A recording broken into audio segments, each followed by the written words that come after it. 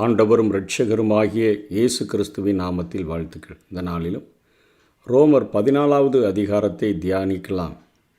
பிற விசுவாசிகளினுடைய தொடர்பில் நீதிமானுடைய வாழ்க்கை எப்படி இருக்க வேண்டும் என்று சொல்லி பவுல் அப்போஸ்தலன் நீதிமானாக பிரகடனப்படுத்தப்பட்டு தேவன் நீதிமன்றத்திலிருந்து விடுதலையாக்கப்பட்ட மனிதன் அவன் தன்னுடைய வாழ்க்கையிலே, தன் தனிமனித வாழ்க்கையிலே, சபை வாழ்விலே, சமூக வாழ்விலே, அரசியல் வாழ்விலே, பிற விசுவாசிகளின் தொடர்பிலே எப்படி வாழ வேண்டும் என்று வரிசையாக பவுல் அப்போஸ்தலன் போதித்து வருகிறார். அதாவது இந்த உலகத்தில் சாட்சியாய் வாழ வேண்டும் என்று அழைக்கப்பட்டிருக்கிற ஒரு புதிய வாழ்க்கையை வாழ்கிற, கிறிஸ்துவை தரித்து கொண்டு வாழ்கிற ஒரு மனிதனுடைய வாழ்க்கை எப்படி இருக்க வேண்டும் என்று சொல்லி இங்கே பவுல் அப்போஸ்தலன் பேசி கொண்டிருக்கிறார். இந்த அதிகாரத்தில் ஒரு சபை என்று சொன்னால் அநேக கலாச்சாரம் நிறைந்தவர்கள், அநேக இனத்தை சேர்ந்தவர்கள், அநேக மதத்திலிருந்து மனம் திரும்பி வந்தவர்கள், இப்படி என்று சொல்லி கலாச்சாரங்கள் நிறைந்த சபையாக இருக்கும் பொழுது ஒவ்வொரு கலாச்சாரத்தில் உள்ளவர்களுடைய உணவு பழக்க வழக்கங்கள் மாறுபடும். அவர்களும் பண்டிகை நாட்கள், விசேஷித்த நாட்கள் என்று ஒவ்வொருவரும் குறித்து வைத்திருப்பார்களே, அந்த நாட்களும் மாறுபடுகிறபடியினாலே கலாச்சார அந்த பின்பற்றுதலை அவர்கள் அங்கே சபைக்குள்ளாகவும் பின்பற்ற நினைக்கிற பொழுது, சாப்பாடு விஷயத்தில் நாட்களை விசேஷித்து கொள்ளுகிற நாட்களில் அவர்கள் இப்படிப்பட்ட குழப்பங்கள் உண்டாகக்கூடும் என்கிறபடியினாலே தெளிவான கருத்துக்களை பவுல் அப்போஸ்தலன் ஆவியானவரோடு கூட அவர் எழுதி வைக்கிறதை நாம் பார்க்கிறோம். விசுவாசத்தில் பலவீனம் உள்ளவனை சேர்த்து கொள்ளுங்கள், ஆனாலும் அவனுடைய மன ஐயங்களை குற்றமாய் நிர்ணயிக்காமல் இருங்கள் என்று பவுல் அப்போஸ்தலன் தொடங்குகிறார். 2வது வசனத்திலேயே ஒருவன் எந்த பதார்த்தத்தையும் புசிக்கலாம் என்று நம்புகிறான், போஜனத்தை புசிக்கலாம் என்று நம்புகிறான். பலவீனனோ மரக்கறிகளை மாத்திரம் புசிக்கிறான், வெஜிடபிள்ஸ் மாத்திரம் அவன் புசிக்க வேண்டும் என்று நினைக்கிறான். புசிக்கிறவன் புசியாதிருக்கிறவனை அற்பமாய் எண்ணாதிருப்பானாக, புசியாதிருக்கிறவனும் புசிக்கிறவனை குற்றவாளியாக தீர்க்காதிருப்பானாக, தேவன் அவனை ஏற்றுக்கொண்டாரே என்று சொல்லி பவுல் அப்போஸ்தலன் சொல்கிறார். இன்றைக்கு திருமண வைபவங்களிலே, மற்ற ஒரு பண்டிகை நாட்களிலே விருந்துகளை வைத்தால் இப்பொழுது அங்கே நான் வெஜிடேரியன் பந்தி என்று சொல்லியும் வெஜிடேரியன் பந்தி என்று சொல்லியும் இரண்டாக பிரித்து வைக்கிறார்கள். ஏனென்று சொன்னால் 2 மரக்கறிகளை வெஜிடபிள்ஸ் சாப்பிடுகிறவர்களும் மாமிசம் புசிக்கிறவர்களும் சாப்பிட வேண்டும் என்பதற்காக இந்த காரியங்கள் நடத்தப்படுகிறது. ஆகவே மாம்சம் சாப்பிடுகிறவர்கள் வெஜிடபிள்ஸ் சாப்பிடுகிறவர்களை ஏளனமாய் பார்க்கக்கூடாது. அதே போல் வெஜிடபிள்ஸ் சாப்பிடுகிறவர்கள் நான் வெஜிடேரியன் சாப்பிடுகிறவர்களை குற்றவாளிகளாக தீர்க்கக்கூடாது. சபையிலே இந்த காரியங்கள் கடைபிடிக்க வேண்டும் என்று சொல்லி இங்கே பவுல் அப்போஸ்தலன் பேசுகிறதை பார்க்கிறோம். விசுவாசத்தில் பலவீனம் உள்ளவர்களை சேர்த்து கொள்ளுங்கள், மன ஐயங்களை குற்றமாய் நிர்ணயிக்காதிருங்கள் என்று சொல்லி பவுல் அப்போஸ்தலன் பேசுகிறதை பார்க்கிறோம்.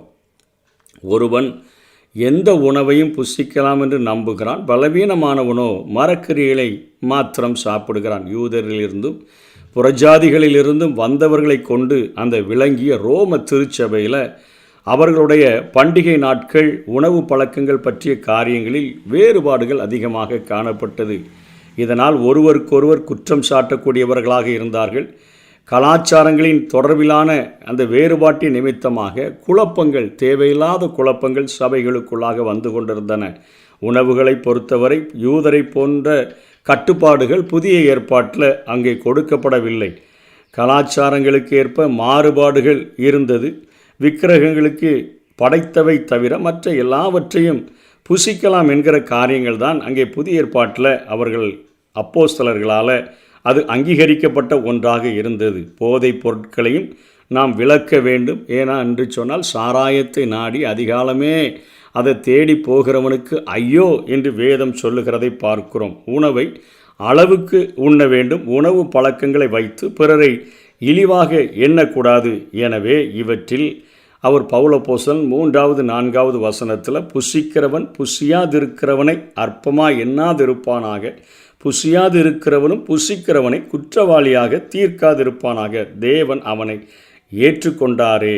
ஆகவே பவுல் அப்போஸ்தலன் இந்த அதிகாரத்தில் மறுரூபமாக்கப்பட்ட வாழ்க்கை வாழ்கிற ஒரு நீதிமான் பிறரை குற்றவாளிகளாக தீர்க்கக்கூடாது என்று சொல்லி முதல் கருத்தை அவர் வலியுறுத்துகிறதை பார்க்கிறோம். 2வது, வசனம் 5லையும் 22, 23லையும் ஒரு காரியத்தை சொல்லுகிறார். மனசாட்சியின் அடிப்படையில் தீர்மானம் எடுக்க வேண்டும் என்று சொல்லுகிறார். எந்த நாளை விசேஷ நாளாக எண்ணினாலும் ஒன்றுமில்லை. தேவன் தந்த அனைத்து நாட்களும் நல்ல நாட்கள் என்ற சிந்தையே வளர்ச்சியடைந்த ஒரு கிறிஸ்தவனுக்குரியதாக இருக்க வேண்டும். தேவனே நமக்கு முக்கியம். நாட்களால் எந்த பயனும் இல்லை. அனைத்து நாட்களும் அவருக்காக வாழ வேண்டியதுதான். ஒரு மறுரூபமாக்கப்பட்டு கிறிஸ்தவனாய் வாழ்கிற ஒரு நீதிமானின் வாழ்க்கை. பிற தெய்வங்களுடன் தொடர்புடைய விழாக்களை நாம் தவிர்க்கக்கூடியவர்களாக இருக்க வேண்டும். சமூக விழாக்களை, சமூக சமநிலையை மனதில் கொண்டு நாம் கடைபிடிக்கவோ அல்லது தள்ளிவிடவோ நாம் செய்யலாம். கிறிஸ்தவ தொடர்புடைய விழாக்களாக இருக்கக்கூடிய கிறிஸ்மஸ், புத்தாண்டு, அதே போல் ஈஸ்டர் என்று கொண்டாடுகிறோமே, இயேசு கிறிஸ்து உயிர்த்தெழுந்த நாள் போன்றவற்றை சடங்குகளாக நம்ம கடைபிடிக்கக்கூடாது. தேவனை பிறருக்கு அறிவிக்க பயன்படுத்தினால் அது மிகவும் சிறந்தது. நமக்குள்ளாகவே வாழ்த்துக்களை சொல்லி, நமக்குள்ளாகவே கிறிஸ்மஸ் வாழ்த்துக்களையும், நமக்குள்ளாகவே இயேசுவை உயிர்த்தெழுந்த வாழ்த்துக்களையும், புத்தாண்டு வாழ்த்துக்களையும் சொல்லுகிறதை விட, புறஜாதிகளின் மத்தியில், இயேசு கிறிஸ்துவை அறியாத பிள்ளைகளின் மத்தியில் நம்முடைய அன்பை அவர்களுக்கு வெளிப்படுத்தி, சடங்காச்சாரத்தின்படி இந்த பண்டிகையை கொண்டாடாதபடி இந்த சுவிசேஷம் என்கிற பொக்கிஷத்தை மற்றவர்களுக்கு ஒரு இனிப்பை வழங்கியோ அல்லது அவர்களை சந்தித்தோ அவர்களோடு கூட உணவருந்தியோ நாம் இந்த காரியங்களை கொண்டாடலாம். வசனம் 22, 23 உனக்கு விசுவாசம் இருந்தால், மனசாட்சியின்படி கீழ்ப்படியணும்னு சொல்கிறாரு. உனக்கு விசுவாசம் இருந்தால் தேவனுக்கு முன்பாக உன் மட்டும் இருக்கட்டும். நல்லதென்று நிச்சயித்த காரியத்தில் தன்னை குற்றவாளியாக்காதவன் பாக்கியவான் என்று சொல்லப்படுகிறது. ஒருவன் சமுசயம் இல்லாதவனாய் என்று சொன்னால் நிச்சயம் இல்லாதவனாய், அதாவது மனச்சாட்சிக்கு எதிராக எதை செய்தாலும் பாவம். ஆகவே ஒருவன் நிச்சயமில்லாதவனாய் புசித்தால் அவன் விசுவாசம் இல்லாமல் புசிக்கிறபடியினால் ஆக்கினைக்குள்ளாக தீர்க்கப்படுகிறான். இது சரியான காரியம். இது எந்த தவறும் இல்லை.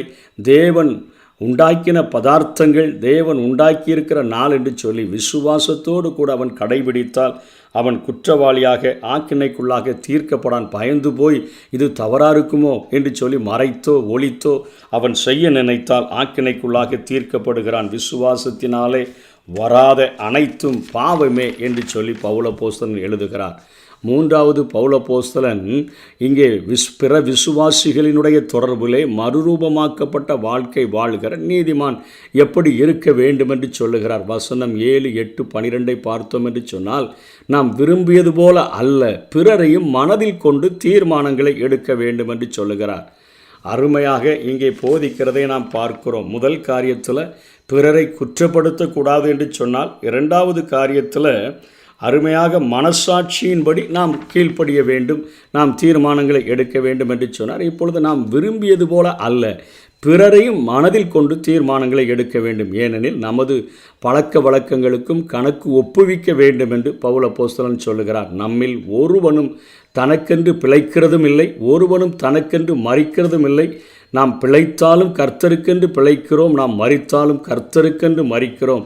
ஆகையால் பிழைத்தாலும் மரித்தாலும் நாம் கர்த்தருடையவர்களாய் இருக்கிறோம். ஆதலால் நம்மில் ஒவ்வொருவனும் தன்னை குறித்து தேவனுக்கு கணக்கு ஒப்புவிப்பான் என்று சொல்லுகிறார்.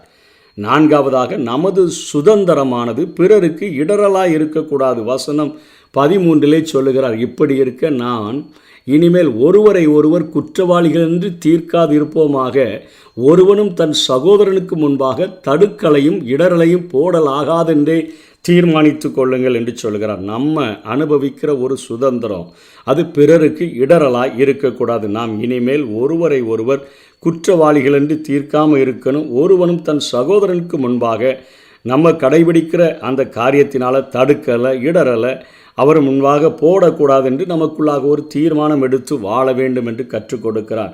ஐந்தாவதாக, அன்புடன் நடந்து கொள்ள வேண்டும் என்று போதிக்கிறார்.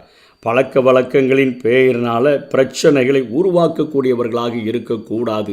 15வது வசனத்தில், போஜனத்தினாலே உன் சகோதரனுக்கு விசனம் உண்டாக்கினால் நீ அன்பாய் நடக்கிறவன் அல்ல, அவனை உன் போஜனத்தினாலே கெடுக்காதே, கிறிஸ்து அவனுக்காக மரித்தாரே என்று சொல்லப்பட்டிருக்கிறது. 19ஆம் வசனத்தில், ஆனபடியினால் சமாதானத்துக்கு அடுத்தவைகளையும் அந்யோன்ய பக்தி விருத்தி உண்டாக்கத்தக்கவைகளையும் நாடக்கடவும் அன்போடு கூட நடந்து கொள்ளும்படியாக இங்கே பவுல் அப்போஸ்தலன் பேசுகிறதை பார்க்கிறோம். 1 கொரிந்தியர் 10வது அதிகாரம் 24வது வசனத்தில், ஒவ்வொருவனும் தன் சுய புரோஜனத்தை தேடாமல் பிறனுடைய பிரயோஜனத்தை தேடக்கடவன். ஆகிலும் இதை குறித்து, போஜனத்தை குறித்து உங்களுக்கு உண்டாயிருக்கிற அதிகாரம் எவ்விதத்திலும் பலவினருக்கு தடுக்கலாயிராதபடிக்கு பாருங்கள் என்று சொல்லி 1 கொரிந்தியர் 8வது அதிகாரத்தில் இங்கே பவுல் அப்போஸ்தலன் பேசுகிறதை பார்க்கிறோம். ஆகவே நம்முடைய வாழ்க்கையில் நாம் கடைபிடிக்க வேண்டிய காரியம், இந்த புதிய வாழ்க்கை வாழும்படியாக, ஒரு மறுரூபமாக்கப்பட்ட வாழ்க்கை வாழும்படியாக அழைக்கப்பட்ட ஒரு நீதிமான்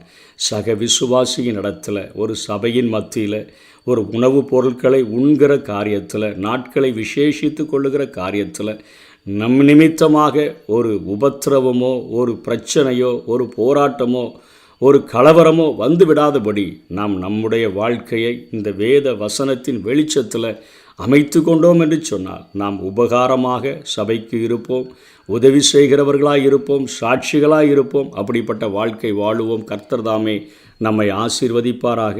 ஆமென்.